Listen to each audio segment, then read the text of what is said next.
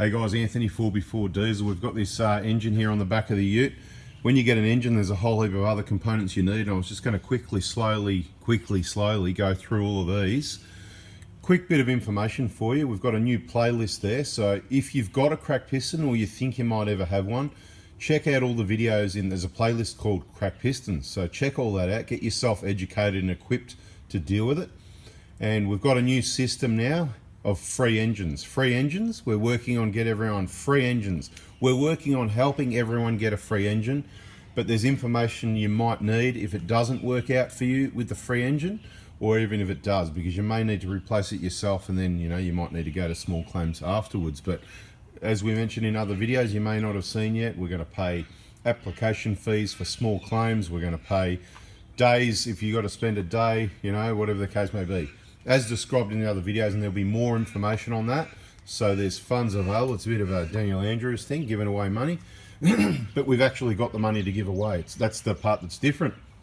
Let's quickly go through, if you end up having to replace an engine, the most cost-effective way. So the engine sitting up there, list price including GST now, about $11,500, and there's almost $1,000 worth of gear just sitting here, right? So we'll just quickly go through it, because you got your time about idle tension, and that's a bit over $300 worth. Your belt and bearings about $100. These exhaust gaskets are about $50 or $60, maybe even 70. Everything's going up. Turbo gasket kits $70 or $80, maybe more. Oil cooler $50, add up. Glow plugs, I could even be wrong, it could be over $1,000. Glow plugs are about $40 each, $160. You got all your inlet and your exhaust gaskets and whatever. So let's just go through it. Now, packing an injector kit's one thing. I've been doing it for years. We know all the components. I've got a checklist there. Excuse me, easy enough to get it right. But engines, we don't do that much, like what have we done, 10 engines or something like that, if you know what I mean, more or less, I don't know, something along those lines, where I've had to go, okay, what else do we need, and remember exactly all the parts we need. So there's a chance I've forgotten one or two things. If you can think of those, put it in the comments. But this is what we do, right? We work from the passenger. This is how I do an engine. So if I've got an engine out, and I've got a new long motor like what's in the box, it has the water pump on the front, the valve covers on, the injectors are in, the pipes are in there, the fuel pipes are supplied with the engine. So it's kind of good value for money that way, except that they went up a couple of grand and it's not really that good value anymore. And why should we be paying for it? Because pistons shouldn't crack regardless, right? They just shouldn't crack. It shouldn't be happening.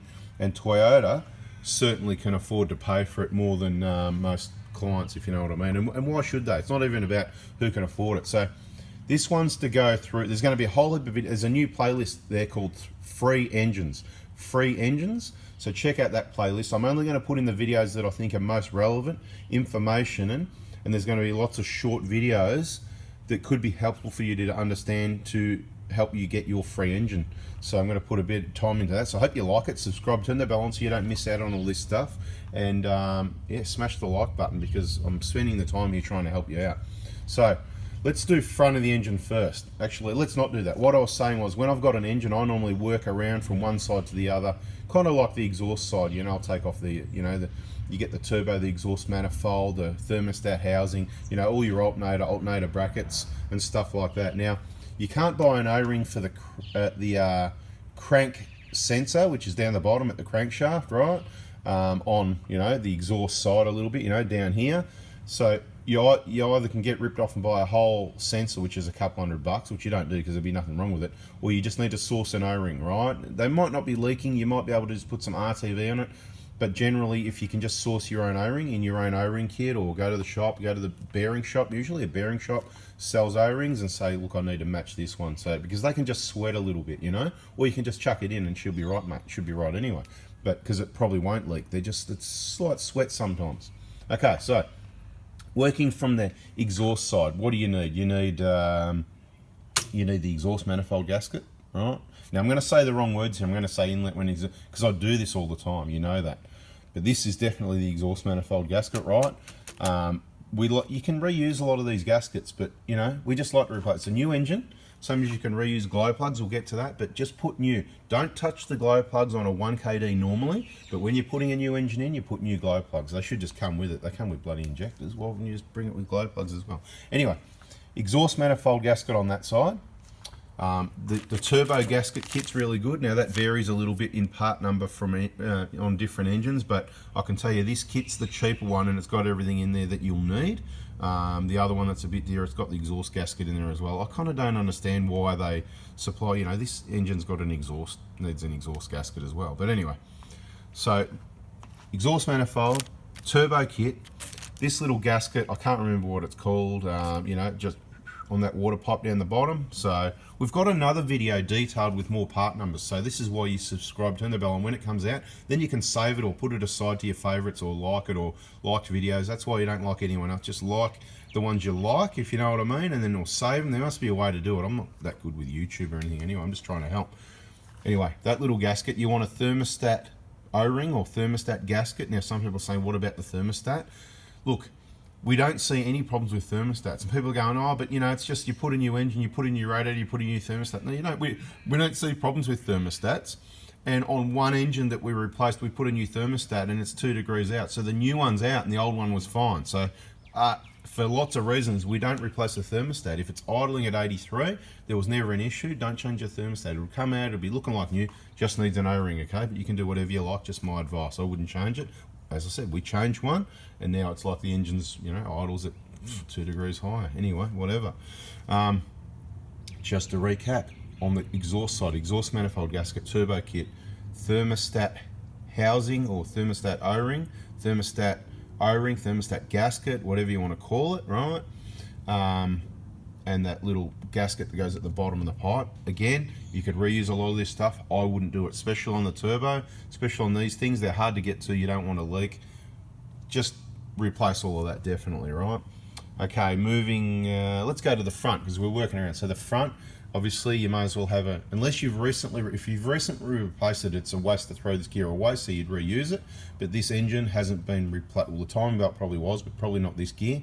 Anyway, new engine, it's getting new stuff. It's getting a new timing belt, idler, tensioner, you can see the main drive belt's getting replaced and the 5 bearings. That's the sort of stuff we normally sell in our BFE kit, right? Comes in the BFE kit, the timing belt, idler, tensioner, cam seal, all the bearings, the drive belt, blah blah blah, water pump normally, but this is on the engine this time. And of course for that, if you're putting that and talk, you know, whatever, getting to the inlet side. Okay, inlet side, of course, look, you know, you're going to need the inlet manifold gasket, which you can see the part number.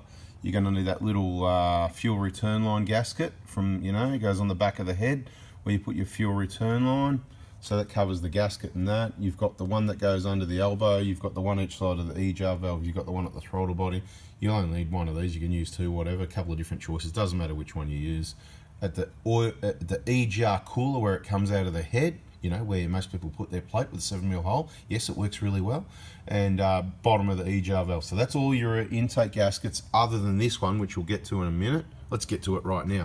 So Egr Cooler, so the Egr Cooler itself has got a couple of gaskets now. We don't normally open it up because it's normally just dry and it's pretty clean and it doesn't get blocked up usually. This is all usually, you can get a little bit at that back end of it where you just sort of clean out when you do your Ejac clean, but inside's normally all dry. Now the problem with a cracked piston, if you've had a cracked piston, you get oil in the intake, it's blowing through the hole in the piston, there's oil gets bloody everywhere, and in the intake, what happens if it's in the intake? It goes in the oil cooler, and what happens, you've got these little really thin like radiator where the air's meant to go through to cool it down, you know, with the 86 degree coolant. It just distracts me, doesn't it, how stupid that is. But anyway, it gets blocked up really easily because the oil's in there and the soot's in there and it gets blocked up and then it won't be flowing, and then you'll get the P0400 whether you got a plate or not. So if you've ever had a cracked piston or anything like it, or oil in your intake, you do need to clean out the Egr Cooler. This is the gaskets you'll need.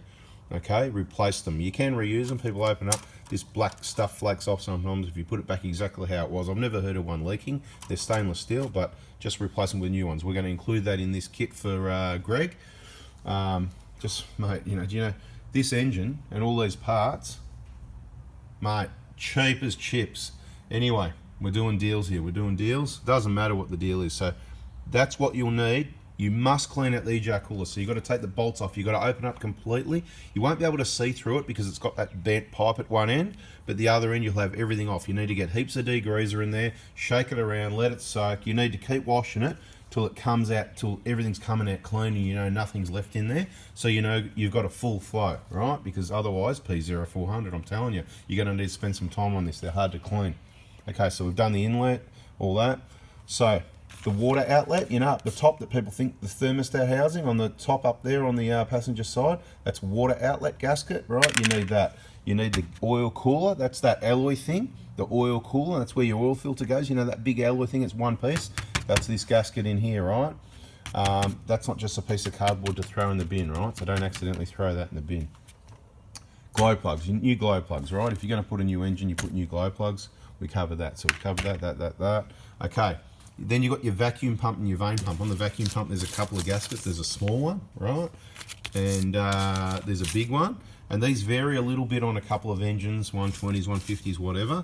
But this is the part number you normally use. But there's another one, I think it's something like maybe 580060 or something, or 80 actually, 58080. So if you're not sure which one you're going to have, you could order two. But yeah, sorry I haven't got all the numbers because we got them in bags and they haven't all got numbers on them, and it's what it is. So there's some numbers here, but as I said, there's another video. If you search something like, you know, all the parts or gaskets needed to replace an engine, there's probably, it's mentioned in at least a couple of videos, but again, lots of videos, hard to find, so subscribe, turn the bell on. But we've got the vacuum pump, we've got this will be the vane pump then, right, the other big one. The thin one is the supply pump, right, so that's easy to know. Thin one, supply pump. The bigger, thicker one, these say vac on them, right? So the vacuum is obviously the one with the two O-rings, because I forget, I've got to tell you, I forget vacuum vane pump, which one's facing backwards, forwards, which one's got the two O-rings, but that should cover you. Two on the vacuum pump, one on the vane pump. This is your supply pump. We talked about that.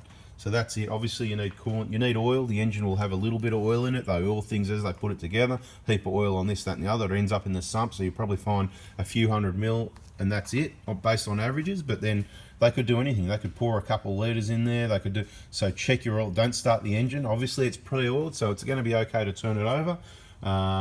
Obviously when you fill it up, what I like to do, I like to fill up the engine directly before we start it, and I like to pour the oil in fast, not overflow it, but so, okay, we're ready to start the engine. Okay, pour the oil in, so then everything's got oil running all over it. That's a good way to do it. And obviously there's no fuel in there. All your fuel pipes are going to be empty, so it's going to crank over for a while. It's going to get the oil pumping around everywhere before it actually starts, which is a good thing. This isn't a video to tell you how to, you need to do a bit of your own research, how to, you know, start and run in a new engine, if you need to do that or not too much detail needed.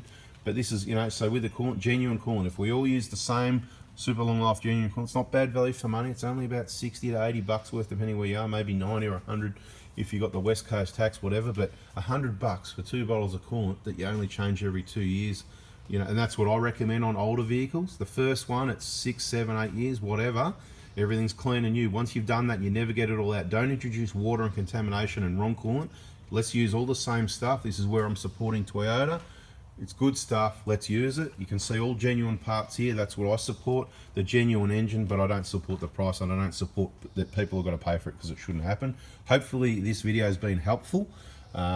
You'll get some of the part numbers from this one, right? You can see, you know, bang, there's your gasket kit. We went through all this, you know, there's your idler. You want to see the tensioner, whatever you want to do, right? Or we can, you know, we can supply, other than the coolant, we could supply this for you in a kit, okay? We could do this, and then, you know, because you might get your engine locally. If you're in Victoria, we can get your engine like we have for Greg. It's on the back of the ute. That's what the ute's for. We're going to deliver it, and it's costing him well under. He's paying less than what the engine, what we paid for the engine, and all this is for free. So the engine's discounted at a loss just to help out Greg, because we can. Bada bing.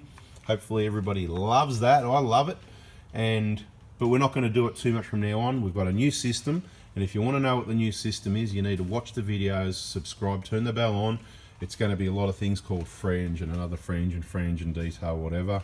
And bada bing, that's what we're doing, right? It's not a, I just want to recap, this is not something for you to worry about. This is a very small percentage of people. It's probably not going to happen to you, but you just want to be prepared, understand it, so that, you know, if it does happen, because it is going to happen to someone that watches this video eventually. It's going to happen. It's inevitable for someone that's watched this video who's going to be the lucky one, or two, or three, okay? Anyway, guys, thanks for watching. I'm out of here. Bada bing. See ya.